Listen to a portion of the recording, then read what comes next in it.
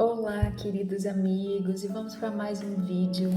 Hoje, esse vídeo, começo comemorando o aniversário do Luiz Sérgio, que foi no dia 17, portanto, na quinta-feira. Foi aniversário do nosso amado, nosso querido Luiz Sérgio.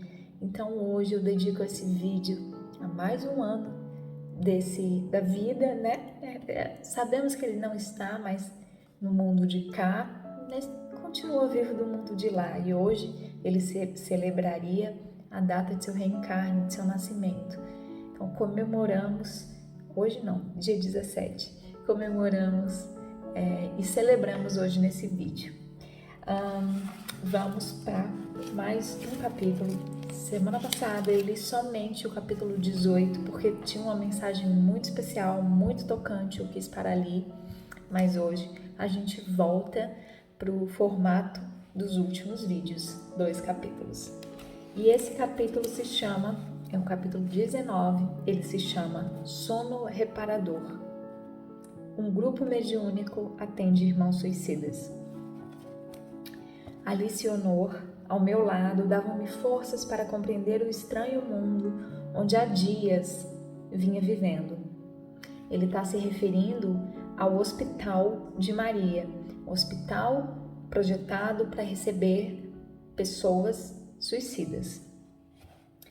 Em silêncio eu os acompanhava, olhava as eras e com carinho tocava-as com os pés. Meu Deus, quanto sofrimento tenho presenciado! E os encarnados, quase todos, julgam que a morte, entre aspas, é o descanso eterno. Ao pensar em descanso, senti que precisava dele.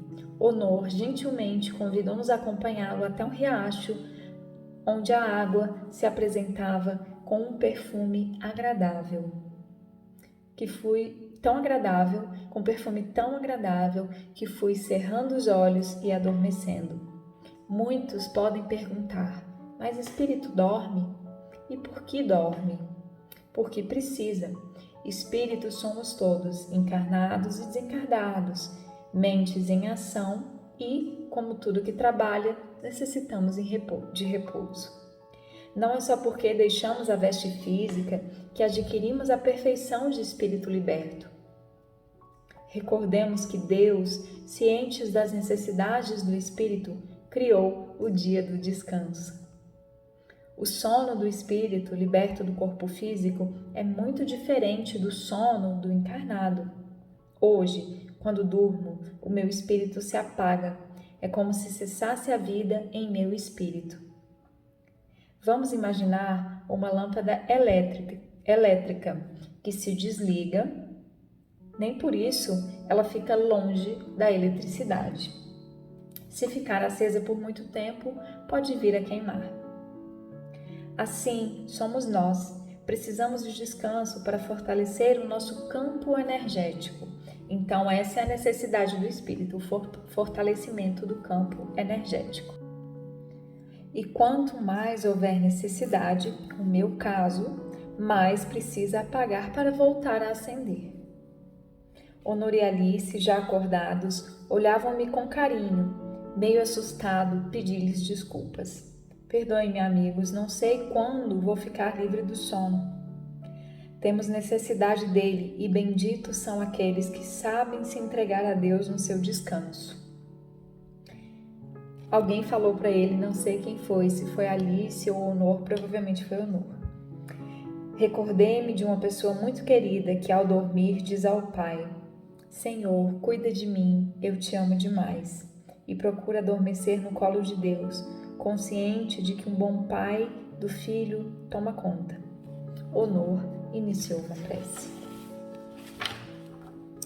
Arquiteto da vida, contemplando uma das suas obras, este riacho amigo, podemos sentir o seu amor por todos nós e assim, amorosamente velados, crescemos em amor e agradecimento e lhe pedimos que estas águas possam não só nos aliviar a sede, como também nos lavar o espírito do lodo das nossas imperfeições.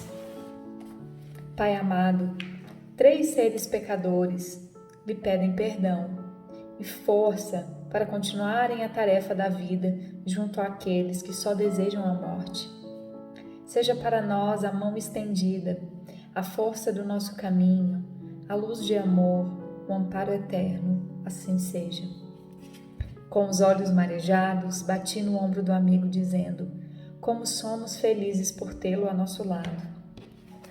E nada disse.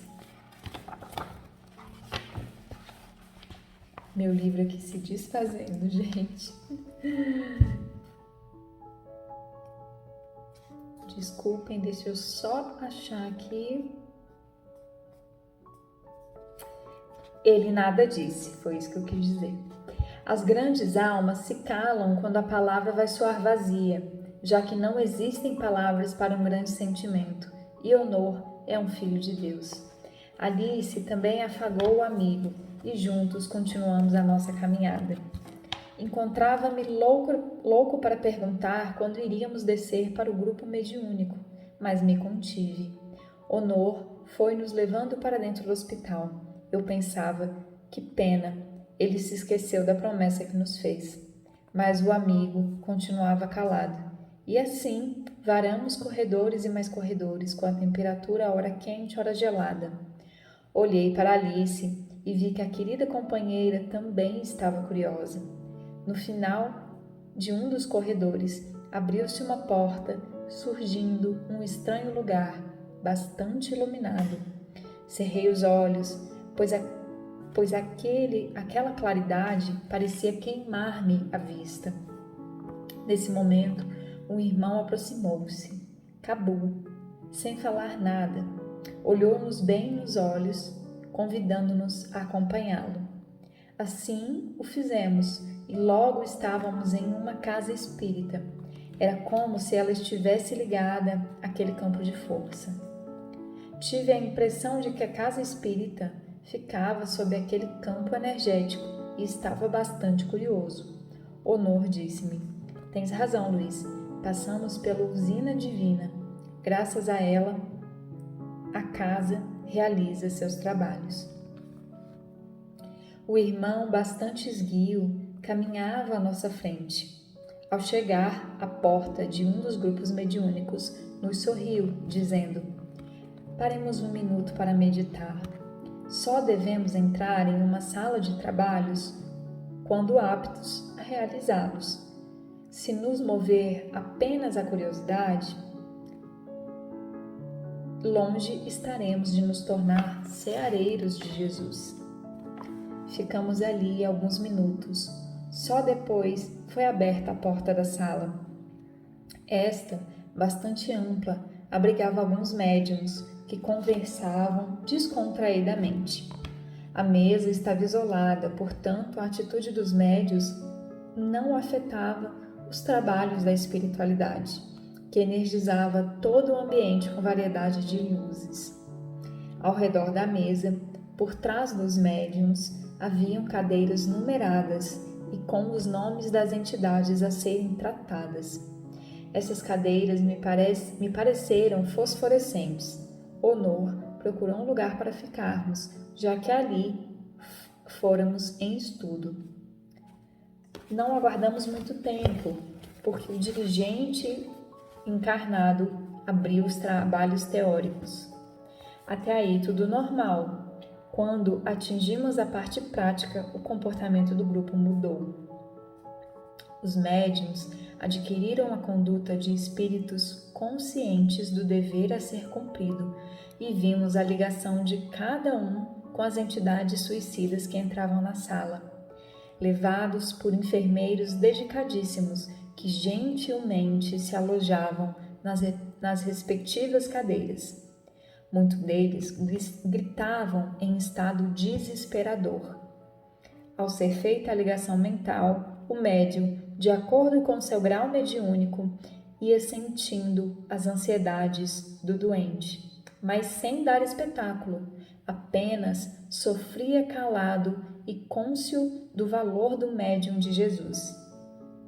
Pudemos então notar o trabalho dos mentores, que através de passes isolavam as vibrações pesadas dos suicidas para que não atingissem os seus tutelados.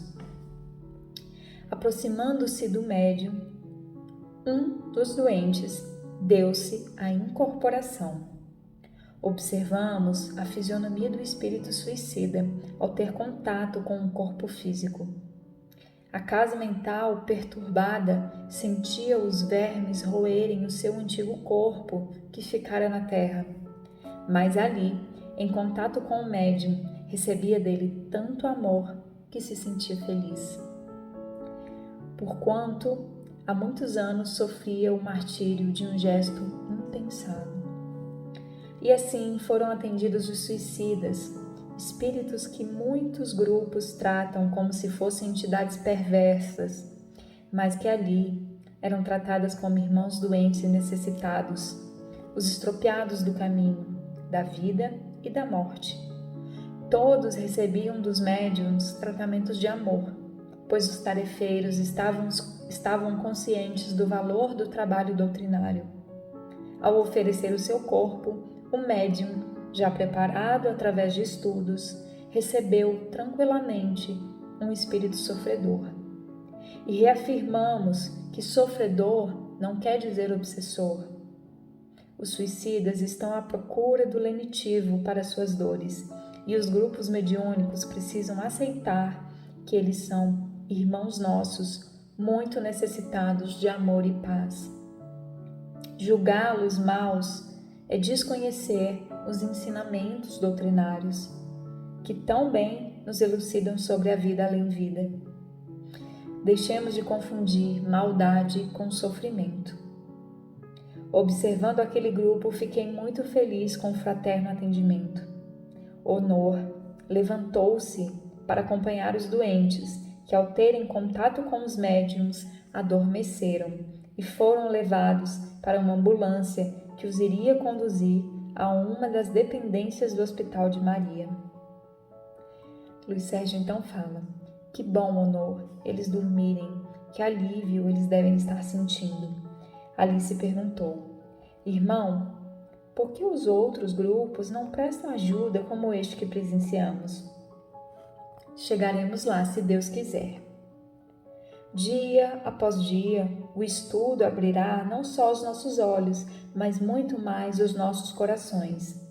O médium esclarecido esquecerá de si em prol dos seus semelhantes.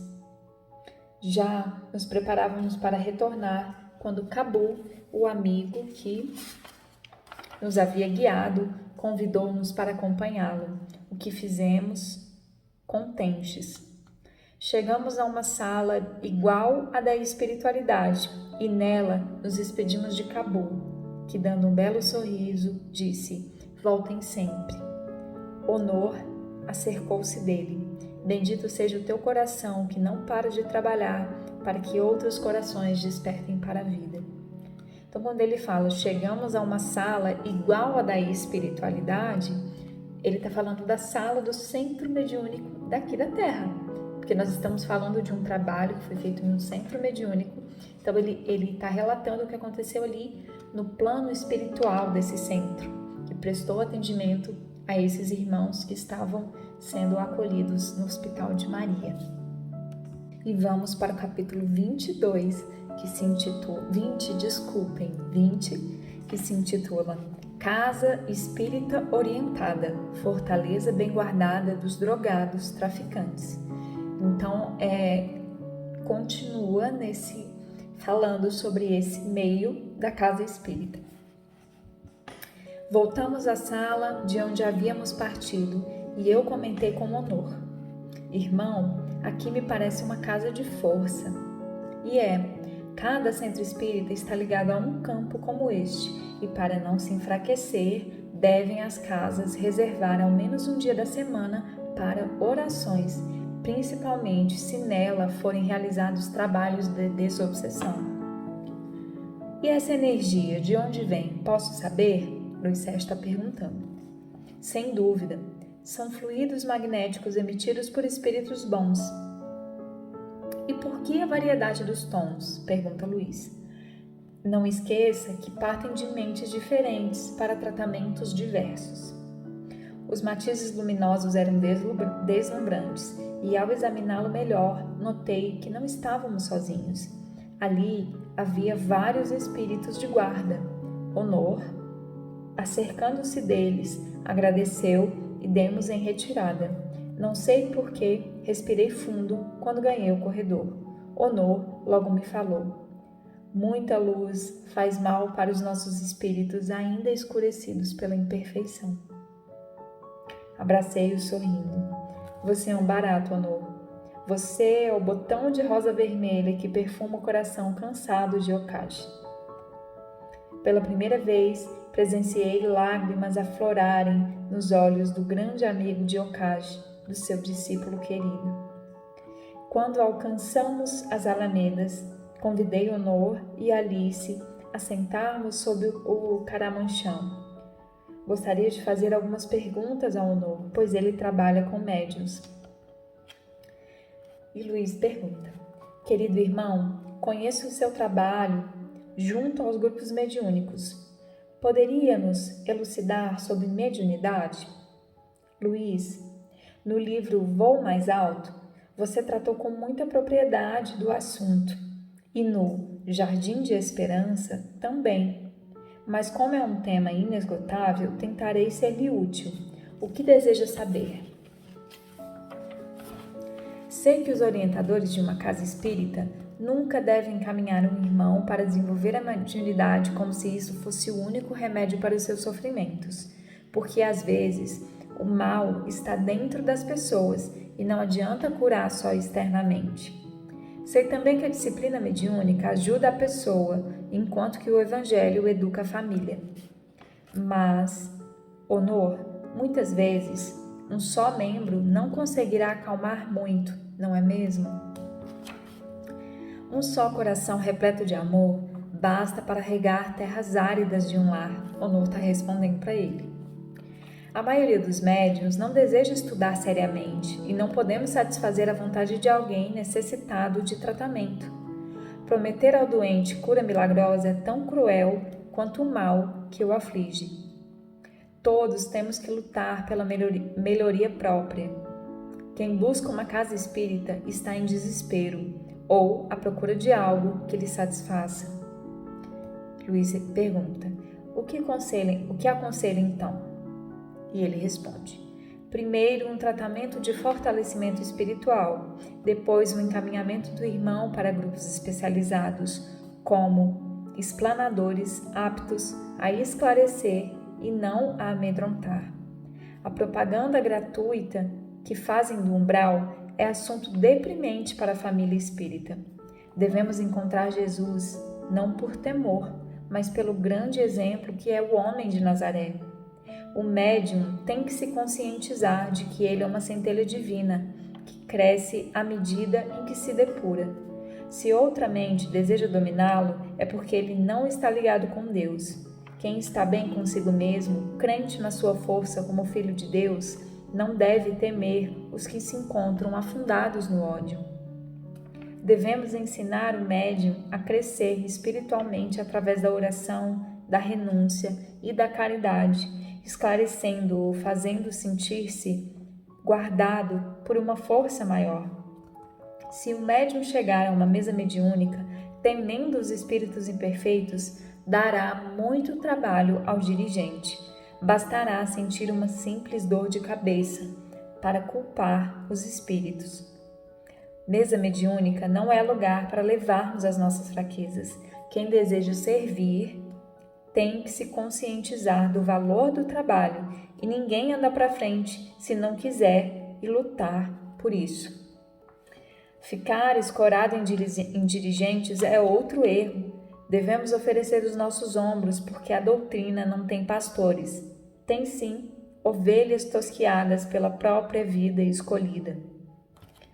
Honor, se quase todos os médios são conscientes, por que muitos deles caem no chão, gritam, gemem? Irmão, o controle do corpo obedece a uma mente equilibrada. Se estamos conscientes, devemos lutar por um belo trabalho. Muitas vezes a entidade manifestante está furiosa, mas se acalmarmos usando nossa força interior, poderemos nós mesmos doutriná-las. Aí o Luiz continua. A Alice. Vejo em vários grupos a entidade chegar e ir logo se manifestando. É possível isso? Perguntou Alice. Alice, uma casa bem organizada obedece à disciplina de seu orientador espiritual e é muito bem imantada de boas vibrações. Para entrar em uma casa, assim, protegida, temos de conseguir permissão. É como se ela fosse um quartel ou um palácio muito bem guardado. Causa-nos surpresa certos grupos receberem entidades que adentram a casa por entrar. Perguntei, Luiz, tá? Nem no salão eles entram sem serem convidados? Só no salão, e assim mesmo obedecendo à guarda. Imagine, Luiz Sérgio, se não houvesse proteção. Uma casa espírita é resguardada por Deus. Quando o espírito chega junto a um grupo, é porque já foi encaminhado para lá, pelo pronto-socorro da casa, onde chegam os estrupiados. Uns são tratados e liberados, outros são encaminhados aos grupos de tratamento. Suponhamos que um hospital não obedeça a uma direção disciplinada, virará um pandemônio. Ficará superlotado. Assim também é a casa espírita. Existem irmãos encarregados só de ficar com os espíritos que chegam. Uns ficam, outros recebem orientação e voltam mais vezes. Ficam onde? Em alojamentos especializados para esses casos, até chegar o momento próprio de serem levados para as colônias espirituais. Por isso, não devemos realizar festas em casas espíritas, jogos ou outras coisas do gênero. São hospitais que abrigam casas muito doentes. Irmão Honor, diga direitinho como funciona a portaria. Honor sorriu e respondeu. Quando o encarregado chega, bem ou mal acompanhado, se for permitida a entrada do desencarnado, os dois entram juntos. Se não, o desencarnado não entra, mas não deixa de ser tratado por espíritos capacitados, com passes e pregações evangélicas. Muitos encarnados deixam os seus amigos na casa espírita e estes, ouvindo as palestras, pedem asilo e lá permanecem em tratamento. Olha que coisa mais linda, gente! E Luiz continua perguntando: e o encaminhamento para os grupos, como se processa? Vários irmãos socorristas prestam auxílio nos lugares mais necessitados, seja da crosta ou da espiritualidade, de onde eles procuram trazer os doentes. Obedecendo a uma disciplina, assim sendo, não são encaminhados espíritos violentos para os grupos de principiantes. Isto quero deixar bem claro. O estudo mediúnico se inicia com espíritos doentes e não trevosos. O médium iniciante não tem condição de ser ligado a mentes carregadas de ódio. Só levamos espíritos violentos em grupos especializados da casa. Se um grupo mediúnico iniciante está ocorrendo, se em um grupo mediúnico iniciante está ocorrendo esse fato, algo está errado, porque não podemos realizar operações perigosas com enfermeiros inexperientes. Aos grupos iniciantes são levados espíritos sofridos, já cadastrados na casa. Volto a dizer, uma casa bem orientada é uma fortaleza muito bem guardada. Irmão Honor, explique direitinho. O espírito chega, faz a sua ficha. Ele é sempre trazido por alguém, não? Esse capítulo, eu acredito que nós vamos ter que fazer ele mais curtinho, porque ele é bem grande. Sim, pelos socorristas e os suicidas pelos encarregados desses irmãos. Vamos, Luiz e Alice, imaginar um hospital da terra. O doente chega e é atendido. Se o caso é simples, ele volta para casa. Se é grave, é internado. Assim é uma casa espírita. E hoje nós vamos parar aqui nesse trechinho e vamos continuar na próxima semana o restante desse capítulo, porque ele é um capítulo bastante extenso. Então, fiquemos com essas informações sobre como funciona a casa espírita, o inicinho delas, porque o melhor vem logo adiante. Então, vamos continuar esse papo na próxima semana. Um grande beijo para vocês, fiquem com Deus.